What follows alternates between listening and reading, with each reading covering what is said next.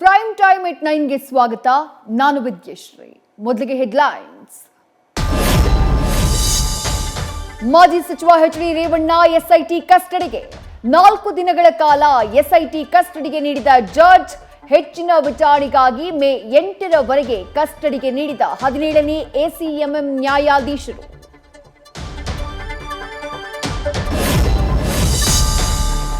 ರಾಜಕೀಯ ಷಡ್ಯಂತ್ರ ಮಾಡಿ ನನ್ನನ್ನು ಬಂಧನ ಮಾಡಿದ್ದಾರೆ.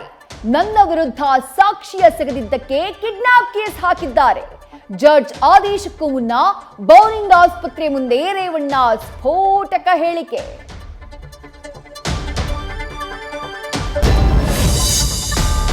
ಪ್ರಜ್ವಲ್ ಪೆನ್ ಡ್ರೈವ್ ಪುರಾಣದಿಂದ ದಳದ ದೋಸ್ತಿ ಬಿಜೆಪಿಗೆ ಮುಜುಗರ.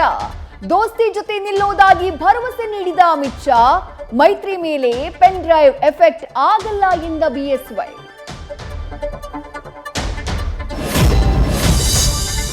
ಪೆನ್ ಡ್ರೈವ್ ವಿಚಾರವಾಗಿ ಕಾಂಗ್ರೆಸ್ ಬಿಜೆಪಿ ಮಧ್ಯೆ ಮಾತಿನ ಸಮರ. ಪ್ರಜ್ವಲ್ ಬಂಧನಕ್ಕೆ ಬಿಜೆಪಿ ನಾಯಕರಿಂದಾನೂ ಆಗ್ರಹ. ಪ್ರಜ್ವಲ್ ಗೆಲ್ಲಿಸಿದ್ದು ಸಿದ್ದರಾಮಯ್ಯ ಅಂತ ಅಶೋಕ್ ತಿರುಗೇಟು.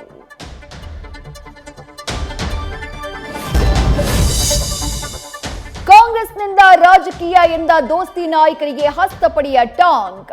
ಪ್ರಜ್ವಲ್ ಕೇಸ್ನಲ್ಲಿ ನಾವು ರಾಜಕೀಯ ಮಾಡ್ತಿಲ್ಲ ಎಂದ ಮಲ್ಲಿಕಾರ್ಜುನ ಖರ್ಗೆ. ಪ್ರಜ್ವಲ್ ರೇವಣ್ಣ ಪಾತಾಳದಲ್ಲಿದ್ರೂ ಬಿಡಲ್ಲ ಎಂದ ಸಚಿವ ಎಂಬಿ ಪಾಟೀಲ್.